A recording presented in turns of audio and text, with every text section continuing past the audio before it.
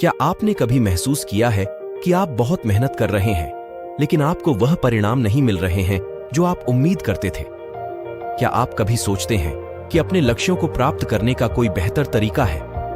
क्या आप खुद को हर चीज एक साथ करने की कोशिश करते हुए पाते हैं, लेकिन किसी एक विशेष क्षेत्र में उत्कृष्ट नहीं हो पाते? ये चुनौतियां हैं जिनका हम में से कई लोग अपने दैनिक जीवन में सामना करते हैं। कल्पना कीजिए कि आप अपने प्रयासों को उस जगह केंद्रित करने का तरीका खोज सकें जहां उनका सबसे अधिक महत्व हो, जिससे आप कम प्रयास में अधिक हासिल कर सकें। क्या हो अगर एक सरल लेकिन गहरा ज्ञान का टुकड़ा हो जो आपके काम और व्यक्तिगत जीवन को देखने के तरीके को बदल सकता है? मैं आपको अर्जुन नाम के एक युवा कुम्हार और वीर नाम के एक बुद्धिमान साधु की कहानी सुनाना चाहता हूं। यह कहानी एक समयहीन पाठ को धारण करती है जो इस बात के महत्व को दर्शाती है कि वास्तव में क्या फर्क पड़ता है। जैसे जैसे आप अर्जुन की यात्रा सुनेंगे, सोचें कि आप इन अंतर्दृष्टियों को अपने जीवन में कैसे लागू कर सकते हैं, चाहे वह आपकी पढ़ाई में हो, आपके शौकों में, या यहां तक कि आपके रिश्तों में भी। आइए जानें कि अपनी ऊर्जा को कहां लगाना है। यह समझने से कैसे अधिक सफलता और संतुष्टि प्राप्त हो सकती है। एक समय की बात है, शांतिपूर्ण गांव पर्णापुर में अर्जुन नाम का एक युवा कुम्हार रहता था। अर्जुन के पास एक बड़ा कार्यशाला था और वह छोटे चाय के कप से लेकर बड़े सजावटी फूलदान तक सभी प्रकार के सुंदर मिट्टी के बर्तन बनाता था। वह सुबह से शाम तक मेहनत करता, मिट्टी को आकार देता, रंग लगाता और बर्तन पकाता। लेकिन इतनी मेहनत के बावजूद अर्जुन को लगता था कि उसकी बनाई हुई वस्तुएं उतनी नहीं बिकती जितनी उसने उम्मीद की थी।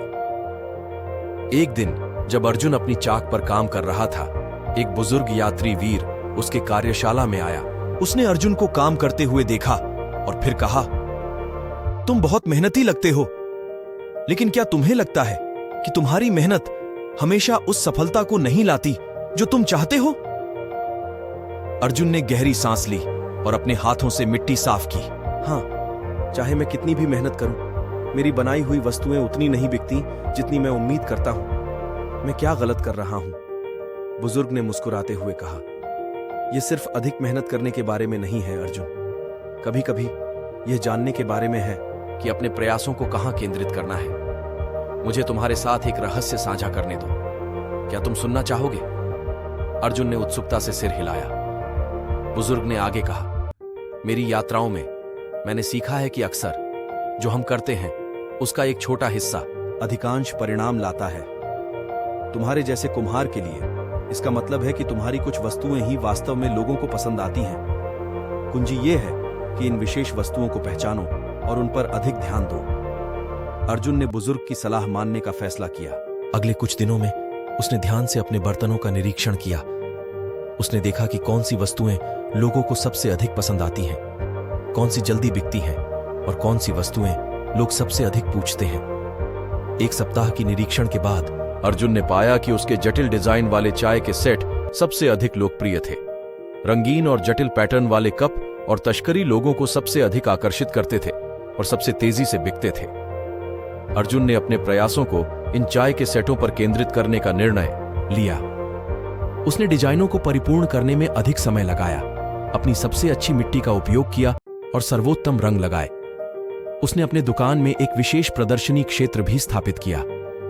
अर्जुन की खुशी का ठिकाना नहीं रहा जब उसके चाय के सेटों ने बड़ी सफलता पाई। वे इतनी तेजी से बिकने लगे कि उन्होंने उसके बाकी बर्तनों को भी पीछे छोड़ दिया। अर्जुन बुजुर्ग की बुद्धिमत्ता के लिए बहुत आभारी था। लेकिन कहानी यहीं समाप्त नहीं हुई। अर्जुन ने इस नए ज्ञान को अपने जीवन के अन्य क्षेत्रों में भी लागू करना शुरू किया। उसने महसूस किया कि जो चीजें सबसे अधिक महत्वपूर्ण हैं, उन पर ध्यान केंद्रित करके वह कम प्रयास में अधिक प्राप्त कर सकता है। उसने पाया कि उसके कुछ रंग सबसे सुंदर फिनिश देते थे, इसलिए उसने उन रंगों के नुस्खे को परिपूर्ण किया। उसने यह भी देखा कि उसके कुछ तकनीकें सबसे मजबूत बर्तन बनाती थीं, इसलिए उसने उन्हें ध्यान से अभ्यास किया। वर्षों के बीतने के साथ अर्जुन के बर्तन गांव में प्रसिद्ध हो गए। पड़ोसी गांवों के लोग उसके सुंदर चाय के सेट खरीदने और उसकी तकनीकें सीखने आते थे। अर्जुन हमेशा बुजुर्ग यात्री की सलाह की कहानी साझा करता, उन्हें सिखाता कि अपने काम और जीवन के विशेष हिस्सों को कैसे पहचानें। बोध गुरु ने अपनी कहानी समाप्त की और अपने शिष्यों की ओर देखा। बोध गुरु ने पूछा, तो मेरे प्रिय विद्यार्थियों, आपको क्या लगता है कि अर्जुन की कहानी हमें क्या सिखाती है? एक शिष्य कहा, मुझे लगता है कि इसका मतलब है कि हमें अपने काम के उन हिस्सों की पहचान करनी चाहिए जो हमें सबसे अच्छे परिणाम देते हैं और उन पर ध्यान केंद्रित करना चाहिए। बोध गुरु मुस्कुराए। बिल्कुल सही। अक्सर हम अधिक से अधिक मेहनत करने में फंस जाते हैं, सोचते हैं कि यही एकमात्र तरीका है अधिक प्राप्त करने का। लेकिन कभी कभी यह अधिक समझदारी से काम करने और यह जानने के बारे में होता है कि हमारे प्रयासों का सबसे अधिक प्रभाव कहां होगा। एक और शिष्य ने पूछा, लेकिन हम कैसे जान सकते हैं कि हमें अपने प्रयासों को कहां केंद्रित करना चाहिए गुरुजी? बोध गुरु ने सिर हिलाया। यह एक अच्छा सवाल है। इसके लिए ध्यान से निरीक्षण और प्रयोग करने की इच्छा की आवश्यकता होती है, जैसे अर्जुन ने किया। आपको अपने कार्यों के परिणामों पर ध्यान देना चाहिए और तदनुसार अपने ध्यान को समायोजित करने के लिए तैयार रहना चाहिए। यह अपने दृष्टिकोण में सावधान और विचारशील होने के बारे में है। याद रखें, यह हमेशा अधिक करने के बारे में नहीं है। कभी कभी यह सबसे महत्वपूर्ण चीजें करने के बारे में होता है। इसे ध्यान में रखें जब आप अपने दैनिक कार्यों को करेंगे और आप पाएंगे कि आप कम प्रयास में अधिक प्राप्त कर सकते हैं। अर्जुन, युवा कुम्हार और बुद्धिमान यात्री की कहानी से हम एक महत्वपूर्ण सबक सीखते हैं कि अपने प्रयासों को उन क्षेत्रों पर केंद्रित करना कितना महत्वपूर्ण है जहां से सबसे बड़े परिणाम मिलते हैं। जब इस सिद्धांत को समझा और लागू किया जाता है तो यह न केवल हमारे व्यावसायिक प्रयासों को बल्कि हमारे व्यक्तिगत जीवन को भी बदल सकता है। यहां इस नैतिकता का विस्तृत विवरण है। कठिन परिश्रम के बजाय दक्षता। अर्जुन का प्रारंभिक दृष्टिकोण शुद्ध कठिन परिश्रम का था। उसने विभिन्न प्रकार के मिट्टी के बर्तन बनाने में अनगिनत घंटे बिताए, उम्मीद करते हुए कि उसकी मेहनत का फल मिलेगा। हालांकि उसके निरंतर परिश्रम के बावजूद उसकी सफलता सीमित थी। कहानी हमें सिखाती है कि केवल कठिन परिश्रम ही हमेशा जवाब नहीं होता। दक्षता या सबसे प्रभावशाली गतिविधियों पर ध्यान केंद्रित करना अक्सर अधिक महत्वपूर्ण होता है। उन चीजों की पहचान करके और उन पर ध्यान केंद्रित करके जो वास्तव में मायने रखती हैं, हम कम प्रयास में अधिक सफलता प्राप्त कर सकते हैं। निरीक्षण और विश्लेषण। अर्जुन के दृष्टिकोण में परिवर्तन उसके इस निर्णय से आया कि वह ध्यानपूर्वक निरीक्षण करे कि उसके कौन से उत्पाद सबसे लोकप्रिय हैं। यह कदम किसी भी प्रयास में आवश्यक है, चाहे वह व्यवसाय हो, शिक्षा हो या व्यक्तिगत परियोजनाएं हो।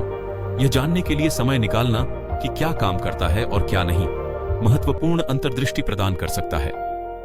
यह विश्लेषणात्मक दृष्टिकोण समय, प्रयास या संसाधनों के निवेश पर सबसे अधिक प्रतिफल लाने वाले क्षेत्रों की पहचान करने में मदद करता है। विशेषज्ञता और उत्कृष्टता। एक बार जब अर्जुन ने पाया कि उसके चाय के सेट सबसे अधिक प्रशंसित थे, तो उसने उनमें विशेषज्ञता प्राप्त करने का निर्णय लिया। इस ध्यान केंद्रित दृष्टिकोण ने उसे अपने शिल्प को परिपूर्ण करने की अनुमति दी, जिससे उसके चाय के सेट और भी उत्कृष्ट हो गए। विशेषज्ञता से उत्कृष्टता प्राप्त हो सकती है क्योंकि यह व्यक्तियों को किसी विशेष क्षेत्र में अपनी कौशल को निखारने की अनुमति देती है, जिससे उच्च गुणवत्ता वाले परिणाम प्राप्त होते हैं। किसी भी क्षेत्र में एक विशिष्ट क्षेत्र में विशेषज्ञ बनना अक्सर एक सामान्य विशेषज्ञ से अधिक सफलता लाता है। अनुकूलता और लचीलापन। कहानी यह भी उजागर करती है कि अनुकूल होने का महत्व क्या है। प्रारंभ में अर्जुन अपनी आदतों में फंसा हुआ था, विभिन्न प्रकार के बर्तन बना रहा था। हालांकि वीर की सलाह प्राप्त करने के बाद उसने अपना दृष्टिकोण बदला। हमारी विधियों में लचीलापन और परिवर्तन के लिए खुलापन हमारी प्रभावशीलता को काफी बढ़ा सकता है। नई जानकारी और अंतर्दृष्टियों के आधार पर अपनी रणनीतियों को समायोजित करने के लिए तैयार रहकर हम अपने प्रयासों को बेहतर ढंग से अपने लक्ष्यों के साथ संरेखित कर सकते हैं। तत्काल संदर्भ से परे अनुप्रयोग। अर्जुन ने अपने बर्तनों से मिली सीख को अपने जीवन के अन्य क्षेत्रों में लागू किया, जैसे कि उसके रंग और तकनीकें। इस व्यापक अनुप्रयोग से उच्च प्रभाव वाले क्षेत्रों पर ध्यान केंद्रित करने का तरीका परिवर्तित हो सकता है।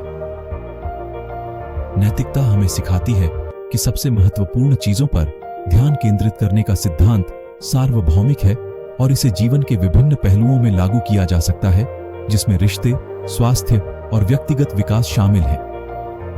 सतत सफलता। सबसे प्रभावशाली क्षेत्रों पर ध्यान केंद्रित करके अर्जुन ने न केवल अपनी सफलता बढ़ाई बल्कि अपने काम को अधिक स्थायी बना दिया। वह अब कम फलदायी गतिविधियों पर अनावश्यक प्रयास नहीं कर रहा था। इस सतत सफलता के दृष्टिकोण से यह सुनिश्चित होता है कि हम न तो थक जाएं और न ही अभिभूत हों। इसके बजाय हम एक संतुलित और उत्पादक जीवन बनाए रख सकते हैं। ज्ञान और बुद्धिमत्ता साझा करना। अंत में कहानी मूल्यवान अंतर्दृष्टियों को दूसरों के साथ साझा करने के महत्व को रेखांकित करती है। अर्जुन ने वीर की बुद्धिमत्ता को अपने साथी ग्रामीणों के साथ साझा किया, जिससे इस ज्ञान के लाभ कई गुना बढ़ गए।